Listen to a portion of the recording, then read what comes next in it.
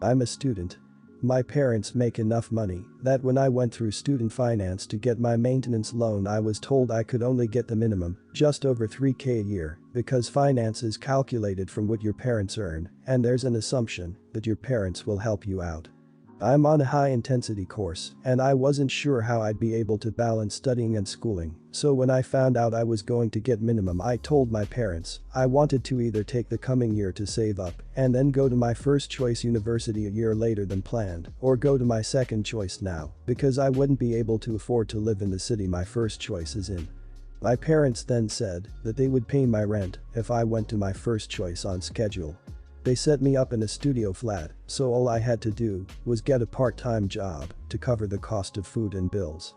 On 18 February, my 20th birthday, they called me and said that I was relying on them too much and needed to find out what the real world was like by earning my own money, so they would cover my rent and phone for that month, so until end of February, and after that, I was on my own, then said that they were still my parents and they loved me and wanted me to stay in touch, just learn some independence while doing this. I begged them to reconsider, but they ended the call, so I had 11 days notice that I would have no flat or phone. I begged my unit for emergency housing, but they said that I had no proof I'd been cut off, so they couldn't do anything. I emailed my parents asking them to write a letter stating they'd cut me off so I could sort my student finance and emergency housing. They said no. I asked work if I could take on more hours and was told that due to my contract I can't do any more than I'm already doing, so I'm now looking for a second job. I'm sleeping on a friend's sofa until a place I can afford opens up, and as I still don't have proof I've been cut off for student finance I will probably have to drop out this summer.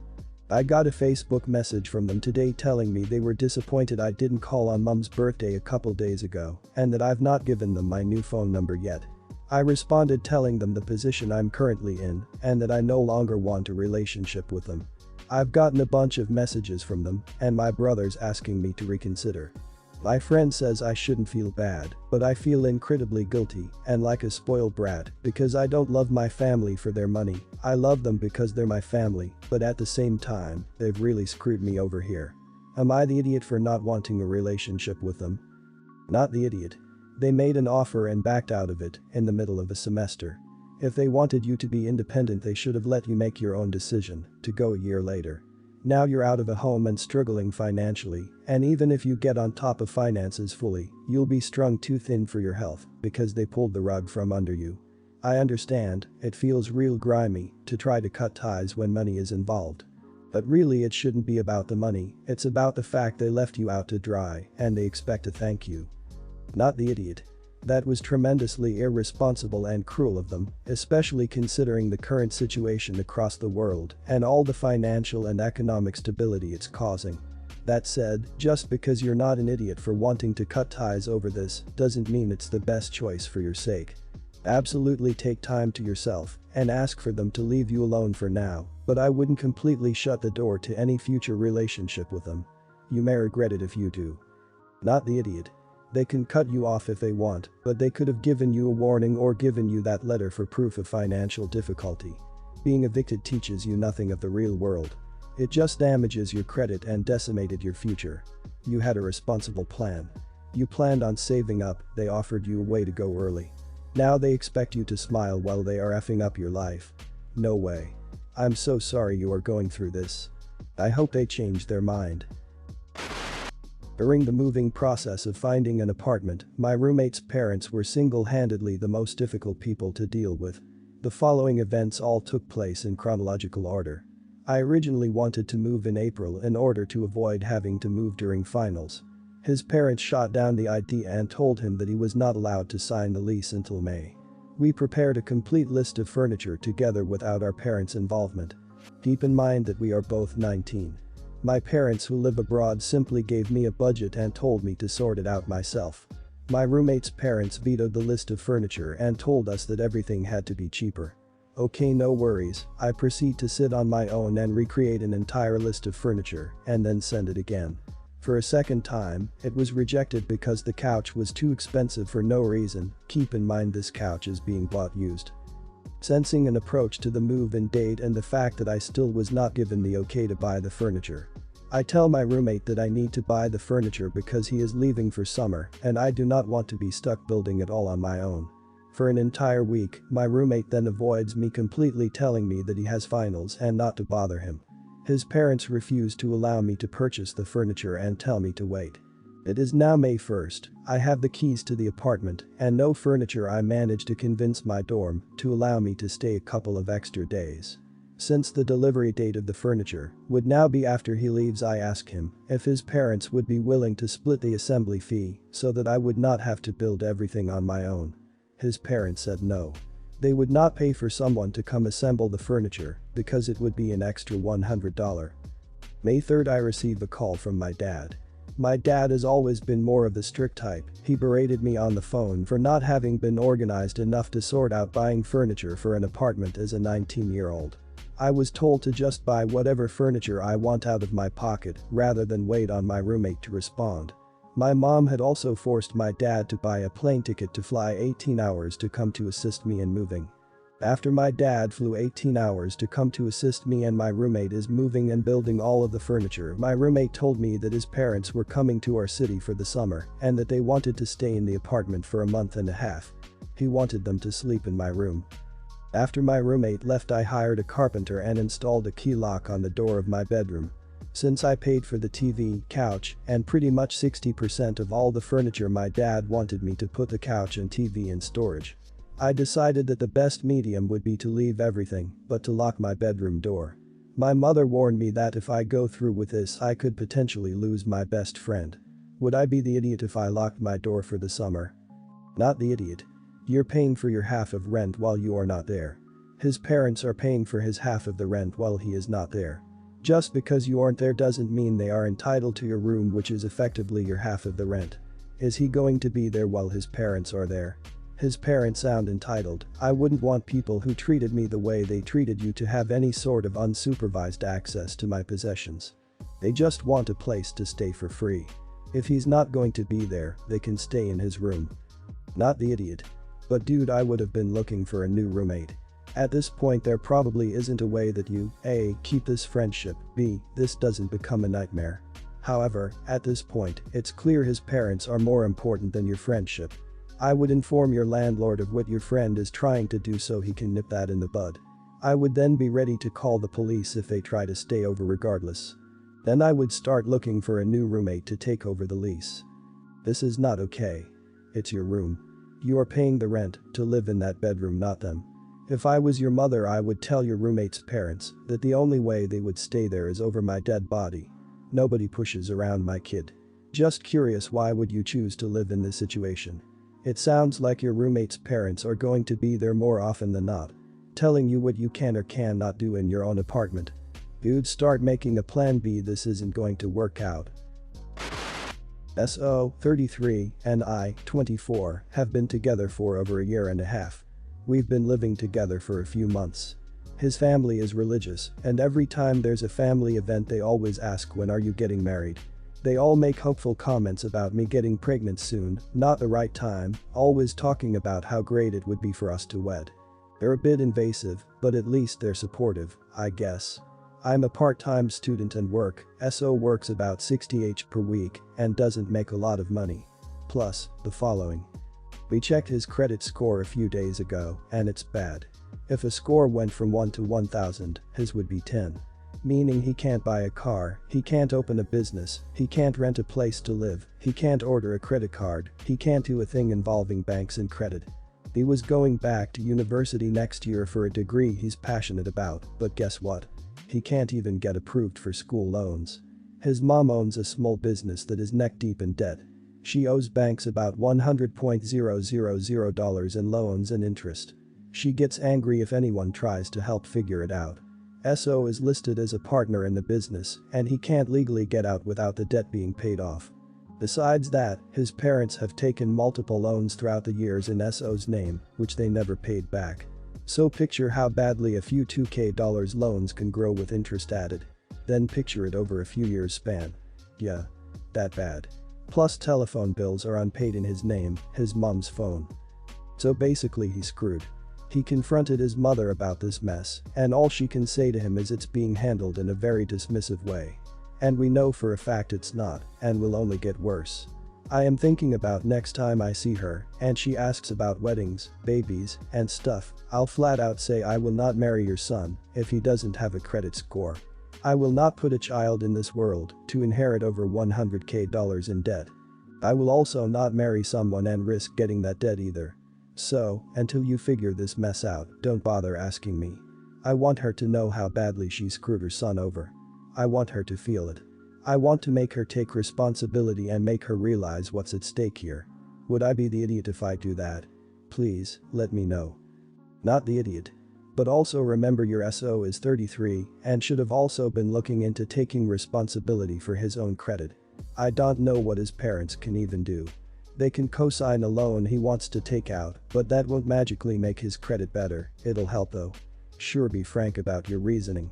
It's important, especially for your husband, to understand where he stands. And unless he doesn't want his parents to help, you wouldn't be an idiot. Not the idiot. They only want you to have baby so they can take loans out in its name. Also, it sounds like they took loans out in the son's name without his knowledge or consent. If that's the case, I would seriously consider talking to a lawyer. That's identity theft. The son's life is essentially ruined at this point. He's incapable of properly taking care of himself or bettering his life. And should he actually manage to save any money or buy anything nice, he is at risk for having it seized as payment for loans he didn't even take out. Not the idiot. But if it was his mother who told him he can't get out of the business without all the debt being paid off, don't believe her. It's in her best interest to keep a patsy on the line. If there's a partnership agreement, there should be a clause about leaving and what contractually that entails. If there's not, well, either way he should hire a lawyer. He's got to turn off the tap before cleaning up the mess. If he won't, so honey, he'll make gestures, but he'll never stop getting dragged under. He needs therapy, oh boy. I, 15, enjoy cooking and baking and have always wanted a stand mixer since it would make life easier in the kitchen, and have told my mom this multiple times and had wanted one for my birthday. As time goes on, my birthday rolled around and my uncle comes to visit us and had brought me a present. I didn't open it until he left as I wanted to spend time with him and not look like a greedy child only wanting the gifts. When he leaves, I open the gift and there it was. A decent looking white stand mixer that's important for later and was around £80 in value. I used this multiple times in the kitchen and enjoyed using it as it was a great tool for the kitchen. A few months later I wanted to make some croissants and asked my mom.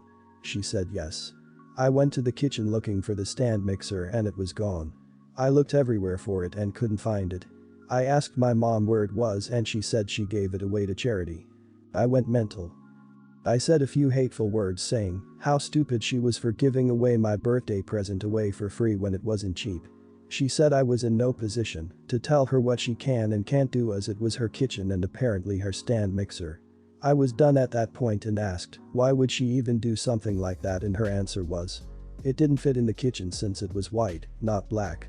I gave up at that point and went to sleep as I had nothing to do.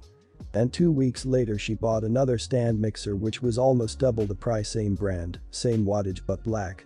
Now, since this wasn't my mixer, I was not allowed to use it anymore, so now my mixer is gone and I can't even use the new one anymore.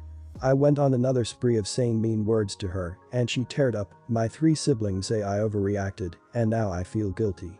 So, am I the idiot? Not the idiot. It was not her place to give away your mixer, and as far as teenagers and hobbies go, she ought to be happy that you have one that keeps you at home and safe.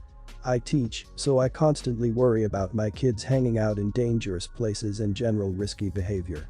I'm an aunt and if my sister gave away something I gave to one of my nieces, I would be furious. How can she give away your gift and then refuse to allow you to use her mixer? Honestly messed up. I really hope you get a new mixer, you deserve it. Not the idiot. My parents did this a handful of times with gaming equipment and stuffed toys. I blew up every time and they would say it won't happen again, but if it didn't, I wouldn't be telling this story. When I was about 13 they gave away my Wii, so one weekend I went and stole one of my dad's soldier figures and gave it to a neighbor. I didn't particularly know what I had actually taken because I was so hellbent on making them taste their own medicine. Turns out the figure was worth a few $100s. Not the idiot, it sounds like something my narcissistic mother would do, and giving it to charity, so they can make you sound uncharitable and selfish for being upset. Anything I enjoyed a little too much would randomly disappear, given to my cousins or her friends' kids. She pitied and painted at her being charitable. Her actions seemed to come from a very dark and twisted place, and then gaslighting you. Does she even use the new black mixer, or did she get it just to hurt you? My son sat me and his mother down last week and told us he had gotten his girlfriend pregnant. He is only 17 and she is 16. I told him I was proud that he came forward to tell me, but I didn't get too far into the discussion before he told me that they are keeping the baby. Both have not graduated high school, and frankly, both are quite irresponsible. According to him, having a child is easy and not really that hard. We tried to persuade him to look at other options, but he was adamant that they were going to have the kid, and that was the end of that. Since then, the house has been quite tense. Any talk of the situation is immediately shut down, and my son refuses to see what we are attempting to show him. I have decided to teach him that kids are more difficult than he initially thinks. Since my son told us they were pregnant, I have done the following. I wake him up twice a night, 2 hours apart after he has fallen asleep. I open the door, scream as loud as I can until I know he is awake, and I shut the door. I've done this 5 nights in a row. I purchased a sack of flour for him and dressed it in a diaper. I have made him change the diaper every 2 hours, and if he doesn't, I shut off the internet until he changes it. I will sometimes smear Nutella in the diaper for added effect or mess. While playing one of his games, I told him his baby wanted to be held. Giving me a true grin, he told me he has no issue playing his game and holding the baby. I placed the sack of flour in his arms, and he continued to play basically one-handed. While he was doing this, I went to the kitchen, grabbed a small cup of applesauce, and splashed it on his shoulder while he was playing. I told him that his baby spits up, and he might want to pause his game to take care of that. I have not allowed him to go to the movies or hang out with his friends at their house. When he presses me for a reason, I tell him, you don't have a babysitter. You can go if you take your sack of flour with you. He has not gone anywhere in a week. Yesterday, I did my best pratfall in front of his friends who were over, and then wailed and cried until he came over and started talking to me. I told him babies demand attention, and he will have to get used to this. This was the last straw for him. After his friends left, he accused me of being an idiot and for being ridiculous with the wants and needs of a baby. He told me I am being completely unrealistic. I reminded him that he was an incredibly fussy baby, and everything I have done so far he has done to me in the past. His mother tells me I am being an idiot and to let him make his own decisions, but I don't want my 17 years shackled to a baby when neither of them are ready for this. If anything, I want him to realize how hard this is going to be and to at least look at options. Tell me the truth.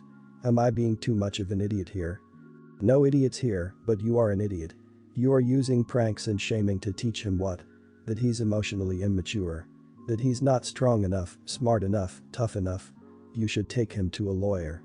Let the lawyer explain his parental responsibilities, custody, child care, child support for the next 18 years. After the lawyer visit, explain very clearly what assistance you will or will not provide. Discuss how he will meet his legal obligations. Stop freaking around and do it quickly, before his options are narrowed by time passing. Everyone's the idiot here. I mean, he is wrong and it's not easy. Having a kid at that age is dumb. Neither of the kids is mentally ready for the tremendous burden that is about to be placed on them. Finish school and work a full-time job to support a family. I was this dumb. However, you are an idiot. Hiding a bag of flour isn't the same as holding the child you love. Having someone purposely throw food on you isn't the same as the kid you love spitting upon you. Being woken up in the middle of the night by an adult screaming isn't the same as waking to the cries of a newborn you love.